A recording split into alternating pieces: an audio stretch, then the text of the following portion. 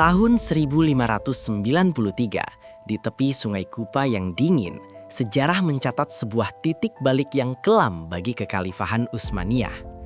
Apa yang bermula sebagai ekspedisi rutin untuk memperluas perbatasan di wilayah Balkan berubah menjadi bencana yang tak terbayangkan. Disinilah, di Sisak, mitos tentang ketakkalahkan tentara Utsmaniyah di tanah Eropa terguncang hebat. Bukan oleh pasukan raksasa, melainkan oleh kesombongan yang melalaikan kewaspadaan. Sungai ini tidak hanya menelan tubuh para prajurit, tetapi juga menelan harga diri sebuah kekaisaran besar. Ini adalah kisah tentang bagaimana satu kekalahan fatal menjadi lonceng peringatan yang membangunkan singa yang sedang tertidur lelap di Istanbul. Tragedi ini bermuara pada ambisi seorang pria, Teli Hasan Pasha, gubernur Bosnia. Sosok yang gagah berani namun terbuai oleh deretan kemenangan masa lalu. Tanpa menunggu perintah resmi dari Sultan di Istanbul dan mengabaikan nasihat para komandan seniornya, Hasan Pasha memutuskan untuk mengepung benteng Sisak. Ia memandang remeh kekuatan Habsburg, mengira bahwa takdir kemenangan selalu berada di genggaman kaum muslimin tanpa perlu strategi yang matang. Ia lupa bahwa kemenangan adalah anugerah Tuhan yang harus dijemput dengan ikhtiar sempurna, bukan dengan kesombongan yang membabi buta. Langkah kakinya yang terburu-buru menuju Sisak sesungguhnya adalah langkah menuju jebakan yang mematikan. Ketika pasukan bantuan Austria tiba secara mengejutkan, posisi Hasan Pasha terjepit. Di belakang mereka adalah Sungai Kupa yang meluap. Di depan mereka adalah dinding bajak satria Eropa. Kepanikan melanda. Strategi mundur yang tidak terencana berubah menjadi malapetaka ketika jembatan utama runtuh karena tidak kuat menahan beban ribuan tentara yang berebut lari. Ribuan mujahid terbaik, termasuk Hasan Pasha sendiri, tidak gugur oleh pedang musuh, melainkan tenggelam dalam derasnya arus sungai. Mereka kalah bukan karena kurangnya keberanian, tetapi karena hilangnya disiplin dan ketenangan.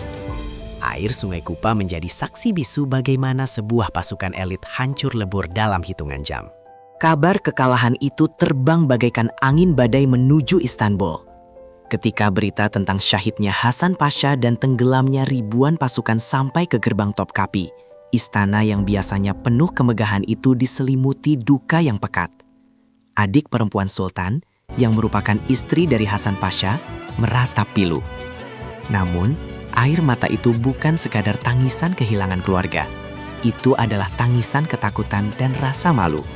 Bagaimana mungkin tentara kekhalifahan, pelindung dunia Islam, bisa dipermalukan sedemikian rupa oleh pasukan kecil di perbatasan? Kabar ini mengguncang fondasi kepercayaan diri kekaisaran.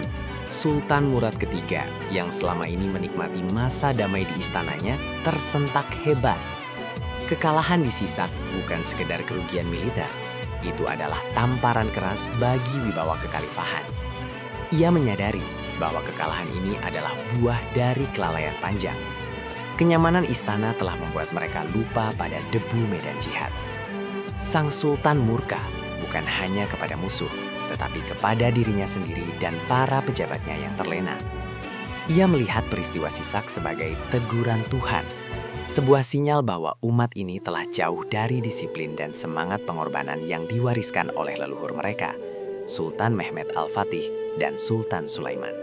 Dalam keheningan malam, Sultan dan para ulama besar melakukan muhasabah. Mereka merenung bahwa kekalahan ini terjadi karena mereka telah kehilangan ruhul jihad. Ketika niat berperang bukan lagi untuk meninggikan kalimat Allah, melainkan untuk harta rampasan dan kebanggaan pribadi seperti yang ditunjukkan Hasan Pasha, maka pertolongan langit pun tertahan. Tragedi Sisak dimaknai sebagai cara Allah membersihkan niat kaum muslimin. Sebelum pedang dihunus kembali, hati harus disucikan. Kesombongan harus diruntuhkan agar kemenangan sejati bisa diraih. Ini adalah momen pertobatan kolektif dari pucuk pimpinan hingga prajurit terendah. Dari muhasabah itu, lahirlah tekad baru. Sultan Murad III tidak membiarkan kekalahan ini mematahkan semangat, melainkan menjadikannya bahan bakar. Ia memerintahkan Wazir Agung Sinan Pasha untuk memobilisasi pasukan besar-besaran, sebuah angkatan perang yang jauh lebih besar dari sebelumnya. Genderang perang ditabuh, menggema dari Istanbul hingga ke seluruh provinsi. Ini bukan lagi sekadar pembalasan dendam atas Sisak. Ini adalah deklarasi perang 13 tahun melawan Austria. Singa yang tidur telah bangun sepenuhnya, siap untuk menegakkan kembali kehormatan Islam di tanah Eropa dengan disiplin dan persiapan yang matang. Perang panjang itu pun dimulai, sebuah periode berdarah yang berlangsung selama 13 tahun. Namun, pelajaran dari tragedi Sisak 1593 tetap abadi. Bahwa bagi seorang mukmin, kekalahan kecil seringkali merupakan rahmat yang tersembunyi. Sebuah cara Tuhan untuk menarik hambanya kembali ke jalan yang lurus sebelum tersesat lebih jauh dalam kesombongan. Sisak mengajarkan kita bahwa jumlah pasukan dan kecanggihan senjata tidak ada artinya tanpa kerendahan hati dan kepatuhan pada Sang Pencipta. Sejarah mencatat, ketika Utsmaniyah kembali pada disiplin jihad yang murni, mereka kembali menjadi kekuatan yang disegani dunia.